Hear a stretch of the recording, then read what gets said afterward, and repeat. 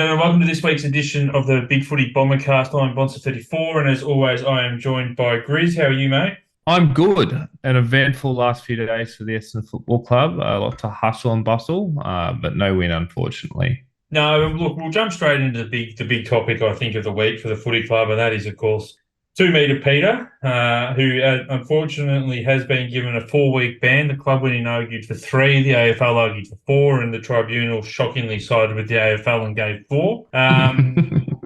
What are your preliminary thoughts? First on the ban, and also on what actually happened between Wright and his Sydney opponent. So I might be in the minority of Essendon fans here, in that I didn't see the incident live, because I was just a bit late getting to the TV to start the game. But as soon as I saw it on replay, I thought it was 3+ weeks. I just want to be clear. I don't think I don't. It doesn't sit well with me that I think it's 3.5 weeks, 3 and a bit weeks. It doesn't sit with it. I don't think it's necessarily fair on athletes such as Peter Wright, who is coming at the football at a rate of knots to try and mark it, and some guy comes across his vision right at the last second. It doesn't sit well to me that he's basically the same as Sam Powell-Pepper, who ran past the ball in preseason and took out a Richmond guy. But the reality is, as soon as he turned his shoulder in that marking contest, he was at the sort of the will of the gods in terms of what contact he made with Cunningham. And as soon as he hit the head, and Cunningham was knocked out, and I think I read earlier today that he's going to miss this week by the AFL's concussion protocol, and might well miss a couple weeks. That basically puts him straight into the severe category. So I'm not surprised. It doesn't sit well with me that this is where the game's got to, but I'm not surprised that this was the outcome. I don't think you're in the minority. I don't think any Essendon fan is arguing that he shouldn't get weeks in the current environment. I think we're all more or less on the same page. It's probably the minority that think he shouldn't have got anything, because I think we all now Yeah. understand how sacrosanct the head is to the AFL. My issue with it, though, is Wright's let up the ball. He's got his eyes on the ball. He's left for the mark. As you said, Cunningham's coming late. All the talk is, well, Peter Wright has a duty of care to Cunningham. Where's Cunningham's duty of care to himself? And this is a broader issue that I have with the AFL right now, is that someone like Cunningham and look, dangerous tackles is the other one, is at the moment the onus of care is either all on the tackler or all on the bloke who's coming at the ball. You can throw yourself, put yourself in a dangerous position, get cleaned up, and you get a free kick for it. At some point, the AFL has to stop encouraging people to, go back with the flight or to throw themselves in the tackle. Like, we can't just keep punishing the bloke who's not getting hurt, if that makes sense. So, because I don't think Wright's the only one that's caused this. Cunningham's clearly caused this by going back with the flight of the ball into an oncoming Peter Wright. He's clearly not given any duty of care to himself. So why is Peter Wright the only one that's got the duty of care? It just doesn't make any sense to me. Well, if I can try and explain it this way, and to be clear, I'm not Jeff Gleeson, I'm not trying to defend the AFL's view on this, but here's a tribunal head. I'm not trying to be solicitor for the AFL here. But Harry Cunningham's duty of care to himself, which he does have, and I agree. So separate to this point, I agree completely that I think the days of running back blindly with the ball is pretty well should be done. Like, to be honest, like we can't continue to reward that action with complete impunity, because we are putting everyone around in their vicinity at a disadvantage in terms of not hurting them. And I think there's a difference between courage and stupid courage. But specifically to this scenario, Harry Cunningham's duty of care to himself does not extend to protecting himself from Peter Wright turning his shoulder into him and not contesting the footy. So I would argue that if Peter Wright attacked that contest with his arms out to mark the ball, and Harry Cunningham comes in and Peter Wright makes contact with his shoulder, but his arms are out at the football and he knocks Harry Cunningham out, no charges to answer. You're contesting the ball, Harry Cunningham. If you come across him and he's got his arms out and he's legitimately contesting the ball and he's bigger than you, and you want to try your luck running in front of him, then you go ahead, but you're going to get knocked out. The same deal if even if he didn't have his arms out in front, which Peter Wright never does, and maybe from now on he might try to actually mark something in his hands. If Peter Wright had his arms down for the chest mark and came through and had his eyes on the ball and collected Harry Cunningham with his shoulder, but he was going for the chest mark, I think you could make a pretty good argument there that he was contesting the ball, and Harry Cunningham shouldn't be coming across with that sort of impunity. What Harry Cunningham has the right to expect is that Peter Wright isn't going to see him coming, close his eyes, leave the ground, and drive his shoulder into his head. That's the. He doesn't close his eyes and leave his ground when he sees. He's already left the ground when Cunningham comes across, and the problem with that theory is if Wright goes up with two hands out like that and Cunningham hits him, that's a couple of broken ribs to Wright, and Cunningham still probably gets knocked out. And I don't think the AFL lets Wright off. I think they still go, you hit him in the head, you knock him out, you get a penalty, because that's what the AFL is saying at the moment. They're just saying if you hit the head, you're gone. No, they're not saying that. They're not saying that, though. But they are. They've said all through the preseason, the head is sacrosanct. If you hit the head, you are gone. It doesn't matter if it's football action or not, because this is a football action. He's gone up for the mark at the last second. He's seen the guy. He's turned to stop his ribs getting cracked, and the AFL still punishing him. There's nothing to suggest that the AFL is going, you can hit someone in the head if you take a mark, because I mean, it's absolutely the case, because what happened, I can't remember who it was last week, but took a specky and drove his knee straight into the back of someone's head, right? So in that circumstance, you're contesting the football, your knee's up. Like, there is no more dangerous position for a defender than to be running back with someone's knee up. And we saw it with Stephen May, for example. He didn't get hit in the head, but he got a knee to the ribs. In a marking contest, if Peter Wright runs that football with his arms out contesting the ball and he collects him with his hip or his rib to the head and knocks Cunningham out, I actually fully expect you to sit there and go, well, what's the difference between that and a specky when you've got your knee driving into someone's head? That's head contact. And yes, the head is sacrosanct, but the head is only sacrosanct when you decide not to contest the football at the moment of impact. The one thing Peter Wright could not do in that circumstance was take his eyes off the ball and turn his shoulder. That's the one thing he should not do. So he should have just let his ribs get cracked by Cunningham coming the other way. He needed to contest the ball. He needed to contest the ball, Bonser. He didn't try and mark it. He did not try and mark it. There was no attempt. As soon his arms wasn't out, there wasn't an attempted chest mark. His eyes were off the football, his legs were off the ground, and he turned his shoulder. There was no way he looked away from the ball, though? When do you think he looked? Hang on, no. He had his arms out, looking for his chest mark like normal. Had his eyes on the ball, saw Cunningham going, tucked his arms up and turned. I get that. What I'm telling you is, if I'm coming the other way, and a bloke runs and cracks me in the ribs, and I get cracked, your ribs are gone. So essentially, you're saying the AFL's position is he should have just left himself open to get hit by Cunningham by going for the ball, and too bad if he gets injured and Cunningham just walks away.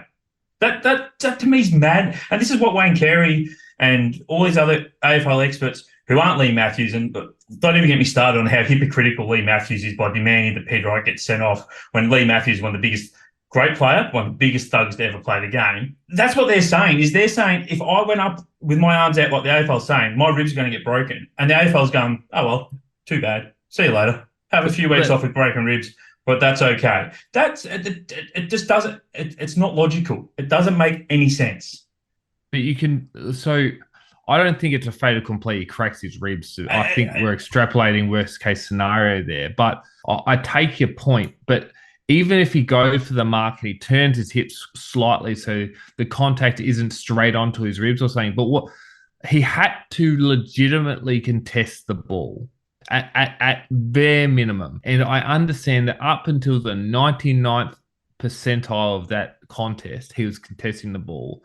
But as soon as he tucked his arm, turned his head, wasn't looking at the ball at the point of impact, and he had basically foregone any chance of marking it himself, he was liable for whatever damage he caused if he hit the head with his shoulder.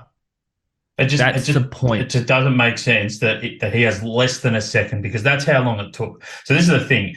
He's already in the air. He's got his arms out to take the chest mark. His eyes on the ball. and you can look at it live. It is less than a second that he decides at the very last second to turn and protect himself and not get opened up. And I just can't understand how the AFL's sitting here going, Cunningham has absolutely no responsibility to make sure that he's not going to run through the middle of a player. But Peter Wright, because he just happens to be bigger than Cunningham and coming the other way, he's the problem. It just doesn't make sense. You can't have a contact sport where you're saying one party doesn't have any responsibility. And that's what they're saying right now, is they're saying there is no responsibility on the bloke coming the other way. But I don't think that's what they're saying at all, Bonzo. What they're saying, I think what they're saying is... If Cunningham had a responsibility to himself, then... Because that's what... So the AFL tonight said Peter Wright should have pulled out. That's what their lawyer said. He had an option. His option was to not contest the ball. Are we serious? Are we honestly saying that we should be contesting?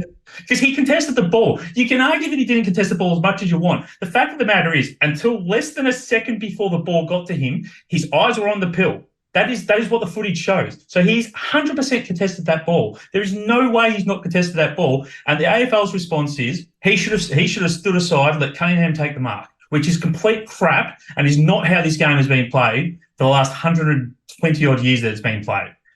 I'm saying that there's a way you can contest for that football different than what Peter Wright did. And what Peter Wright did was the one thing you couldn't do in that circumstance. The different way is to open himself up.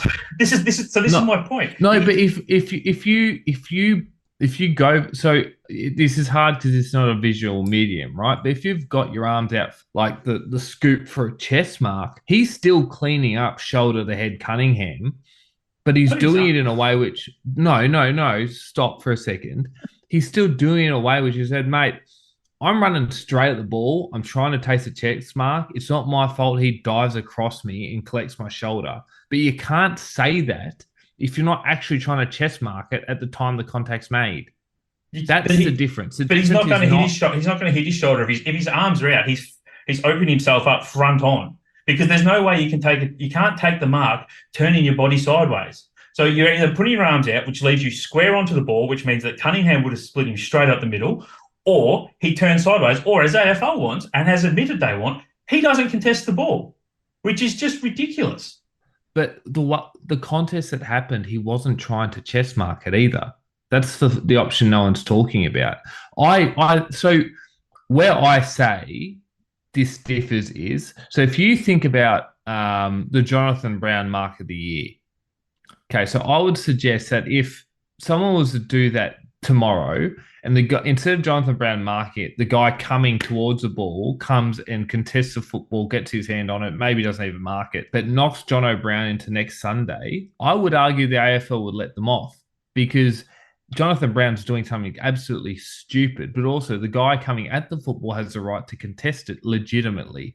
Now, if that guy comes through and just drills Jonathan Brown in that contest and doesn't actually go for the ball, takes his eyes off the ball, it's a suspension. The critical thing here, which I think, and I've got to reiterate what I said right at the start, I'm not saying I think it's fair. I'm not saying I like where this is at, but I see where it's at. And I thought the way the rules are written, which is if you're going to forego contesting the ball legitimately, then you have a duty of care not to collect someone in the head. And Harry Cunningham has the right to expect Peter Wright isn't going to take his eyes off the football and turn his shoulder at the point of contact. He has no right to... I strongly disagree. I think by saying that, you're essentially saying that Peter Wright either has to open himself... Because look at the replay. As I said, the ball's coming. He's square onto the ball. If he does not turn his shoulder, he gets split up the middle. So he either gets split up the middle, or he turns like he did, or as the AFL wants, he doesn't contest the ball. And as I said, I have seen nothing from the AFL to suggest that if in your example there with Jonathan Brown goes back, I've seen nothing to suggest that they would not be picking the bloke going the other way. I just don't. There's been nothing from that, because the only things we've heard from them are Peter Wright should not have contested that ball, and that is wrong, because Peter Wright has every right to go for that mark. And that's what he did until the very last second to avoid being split up the middle. He turned. That is what happened. I disagree that your only options are you keep your arms out, you get split down the middle, or you do what Peter Wright did. So what's the other option? Well, I've said it about 4 times now. I No, don't know whether because you're just deliberately not I'm listening to me, listening to but you, but you're not making sense because you're saying he could have turned and taken the mark, and I'm telling you, there's no way you can take a mark side on. You don't no, take marks turning side on. you can take a chest mark straight on though. And if Yeah, he's got his yeah. arms out for the chest mark and collects him with and he doesn't turn his hips, but he He comes through still with his gets arms run out. through the No, middle because it's still front on. He's still he does. facing Cunningham, isn't he? Yeah, but that's not the point because when you see the point of contact, I don't think Cunningham's getting him in the middle. He's still collecting Wright's shoulder. But hang I on. think Yeah, but that doesn't make any sense whatsoever because he's front on taking a chest mark. How is Cunningham getting him in the shoulder if Cunningham? he's getting him in the other shoulder bonds. If you see the point of contact Wright makes is with his right shoulder that comes across. Yeah, where his If chest was, where his chest was. Yeah, That's yeah, right. So if Wright comes straight at the football, he's going to get his left bicep and his left hang shoulder. on. No. You just said yes when I said his chest. So if he's going to hit his chest, how is he miraculously going to hit his left arm if he doesn't turn? Because he's hit his chest because his body's turned into him. If he comes straight, I feel like your ears are painted on tonight, Bonta. Like if you come straight at the football, I think he hits him in the left shoulder. And he cleaned Cunningham up all the same, but he's trying to take a legitimate chest mark, and I think he gets off. Or he puts his arms out and he leaps a bit higher and he probably collects him in the hip.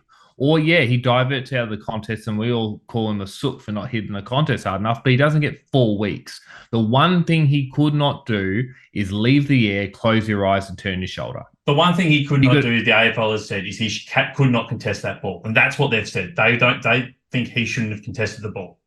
So I'm not sure. I'm not sure why you're arguing all these other. That's what the AFL has said, and as I said, I don't understand how you're telling me that at the point of it that he'd take a chest mark, and if he didn't turn, he'd get hit in the arms protecting his chest, and at the same time he'd somehow get that left shoulder. That doesn't make sense to me. The reason he's hitting him in the right shoulder is because he's turned his body side on. If you then turn your body back the other way, your point of contact is the middle of your body. It's not your left shoulder. He hasn't turned. He's turned 90 degrees. He hasn't turned 120 degrees. He's turned 90 degrees. I've watched into more times than I can count since in all the discussion, and I'm convinced if he just came straight on to try mark it, even with a chest mark. Oh, we've been talking about this for 20 minutes, so we need to move on to something else. But I think at the very least, he could have tried the chest market. He could have done anything else other than what he did. And if you do that, at the end of the day, the rules are really clear, Bonta. If you take your eyes off the football and you don't legitimately contest it and you make contact with the head, you are liable. And that's the one thing Peter Wright couldn't do. It's one thing he did. He takes 4 weeks. I know what the rule's saying, and I'm saying the rule's wrong, and I'm saying he did contest that ball right until the last second when Cunningham, with no regard for himself, put himself in Peter Wright's way. And I get why he got 4 weeks. I just think it's absolutely ridiculous. And if the AFL is really serious about the fact that they don't want people to contest the football, this game is in a lot more trouble than we thought. Because I understand the Sam Powell Pepper. I understood the Mason Redmond. Punching someone off the ball is ridiculous. By the way, I also understand why, was it Heaney didn't get it? Because the backhand little slap was not the same thing. So a lot of people saying that was the same thing as Redmond. It clearly wasn't. I get all that. I just don't get now why all of a sudden a player like Cunningham can run back and be allowed to essentially do whatever they want, and Peter Wright's the guy that has to do something to avoid the action. Because Cunningham, if he didn't run back with the fly of the ball stupidly, like Jonathan Brown used to, and Jonathan Brown, as you said earlier, there's a difference between brave and crazy brave, stupid brave, and Jonathan Brown was the latter. This doesn't happen. So that's my whole point here is we're saying, well, if Peter Wright could only had to do something different, I'm saying Cunningham also has to do something different. And at the moment, with these incidents and with dangerous tackles where the AFL is saying all the onus is on the tackler, we're going to end up with a lot more serious injuries because the AFL aren't currently cracking down on players putting themselves in dangerous positions. And that's the problem. Yeah, like I said, I've been on this for a while. So the last thing I'm going to say to this is you said that he was contesting football up to the last second. My point is that's exactly the point. It can't be up until the last second. It has to be all the way through the contest. It doesn't Which matter if you. It doesn't matter if you're not contesting it for a split second or the whole time. As soon as you're not, you're liable. But I think, I he think, has I a think right to what. protect himself, and that's what that last second was. He was protecting his own body. So, Yeah, look, we're going to argue about this for an hour and we don't have an hour. So let's. no. Well, I think. the other thing I want to talk about, is so he got graded as severe, which Yeah, I makes was sense. well. Does it? Because Yeah. I thought severe was the Brent Stake. Yeah, you're thumped, you're out cold, and you get carried out So cold off the ground. this is the grading classifiable. I've got in front of me the grading classifiable offences for 2023 for AFL Queensland, which is the state branch of the AFL for Queensland. Which I imagine that You'd be the surprised class. how different they are. Well, I don't actually think they're all that different, considering they're talking about community standards and filtering these things down to community. So here's the difference between high and severe. High is major impact on the player, and high impact on the player was and or was not able to participate in the remainder of the game, and or major ongoing concerns that require medical intervention, may miss some matches. Here is severe, major impact and serious injury to the player, and or likely to miss one or a significant number of matches, did not compete in the rest of the game. So I would suggest that, considering Cunningham's out for a week, probably two, and didn't take part in the rest of the game, it's definitely severe already. Then there's the potential to cause serious injury, which means they can bump it up a level if they want to. So I think severe is about right. I actually don't think there's much difference there at all between high and severe. Really, the language seems pretty similar. And look, I know what you said, but I'm telling you right now, there is a huge difference between what the AFL and what their state leagues, country leagues, metro leagues, the inconsistencies between the AFL leagues at the But moment is the crazy. grading But that's a table whole is different. the grading table is the same. Like the grading table for AFL Queensland is exactly the same as it is for the AFL in terms of like intentional, high, severe, So medium, there's an low. eight. So you've got the AFL grading table as well. Yeah, I've looked at the AFL grading table and the AFL Queensland grading table, and they're exactly the same. So I would presume that at least the impact guidelines are relatively similar as well. But that's neither here nor there. I think it's close enough between high and severe that if they wanted to could cause serious injury to bump it up, it wouldn't take much. Yeah, okay, I get the severe thing. I just think severe is, as I said, is for the Brent Staker style. So he obviously got taken off the stretcher, but he was sitting up as he got taken off the stretcher. He was clearly okay because they sat him on the bench. They didn't rush him to hospital. I, it's a bit bizarre to me. I think that we go absolute severe. I would have said it was high, but yeah. And another problem we've got is as I said, the gradings you're reading out there of high and severe, they sound pretty similar to me. It comes down to a matter of They do, interpretation. yeah. There's absolutely no clear cut method as to what the go is, and I think it's a little bit rough here. That, as you said earlier, Yeah. he got the same as Sam Powell Pepper for starters, which is just ridiculous because they're Yeah.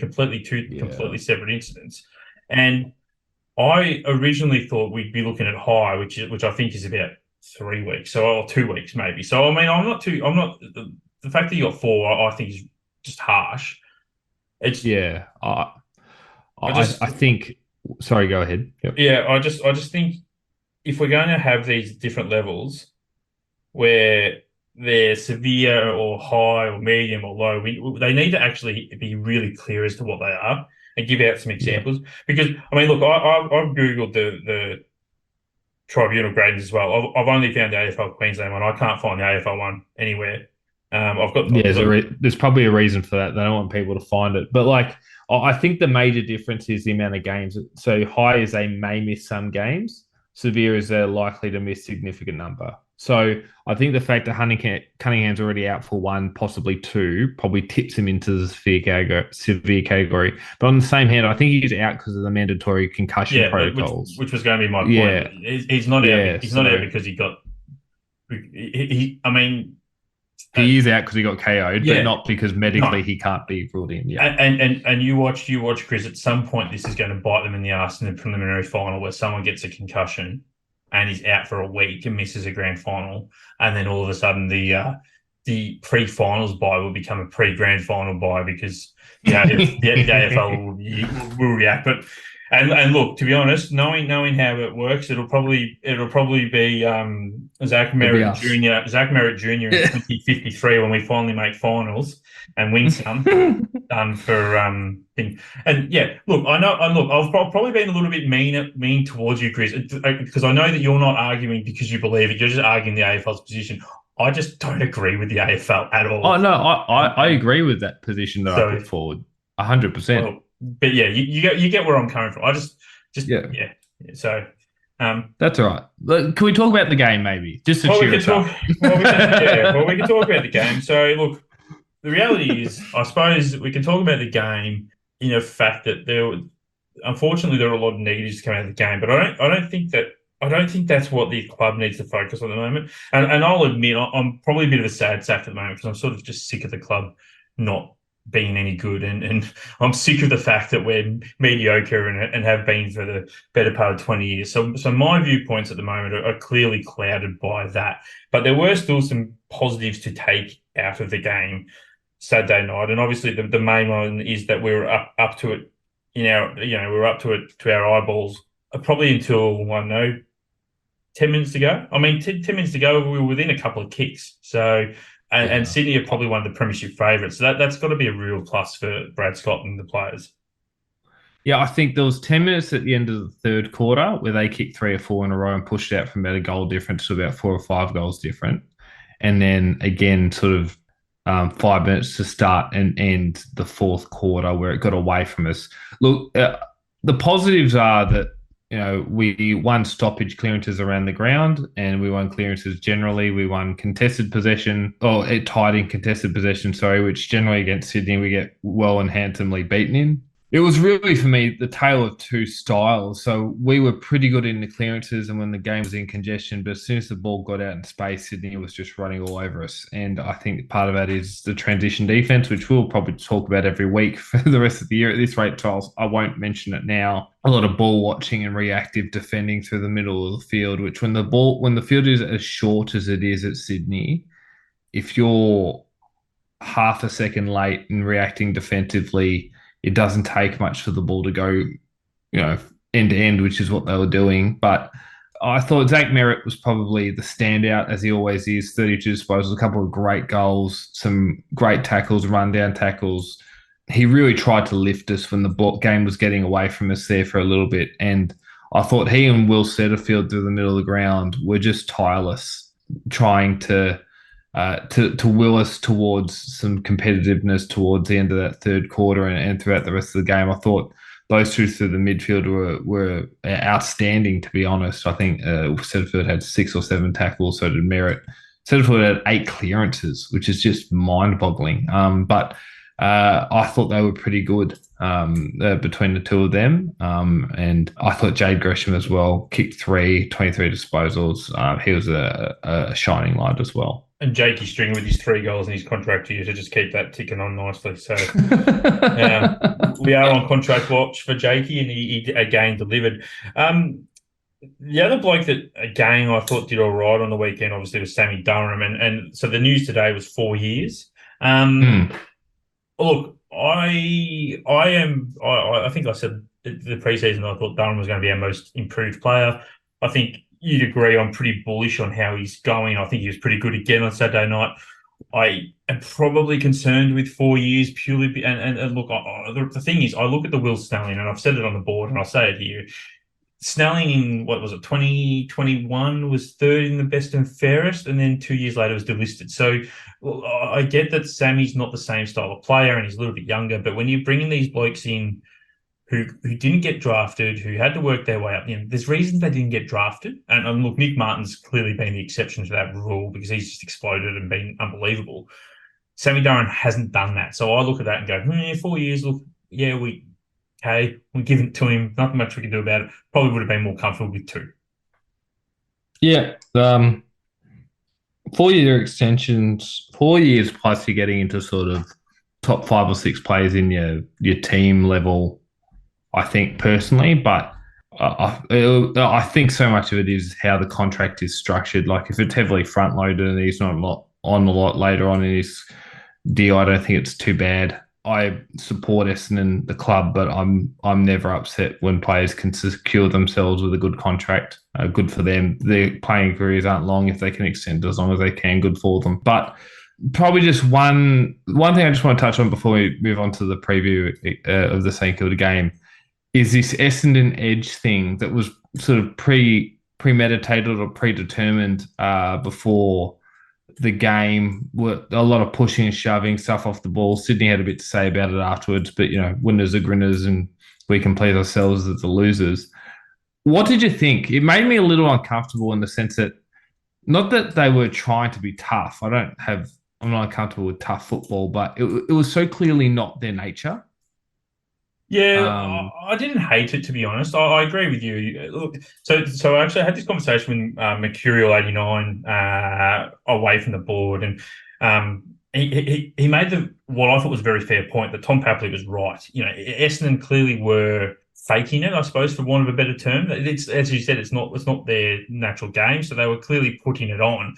My counterpoint to Merck was that, Papley was right, but he's also still a giant flog because you just have to look at what he did to Dacos last year in the finals series where they all got around him in his face. And, so it's all well and good for Papley and co to say, oh, you shouldn't do this faux tough guy when, there's plenty of examples of them doing it. And I think Tom Papley, even before the All-Star game where he played in that All-Star game, said that he was a bit concerned how the other players are going to react to him because he's generally a bit of a prick on the field, so he thought they might not take to him too kindly. So, you've got someone who's admitting that they openly do this, also bitching because his club's been on the receiving end. It was a little bit ridiculous. I didn't love it like I think a lot of Essendon fans have. I think a lot of Essendon fans love it because they think we've been soft for a long time.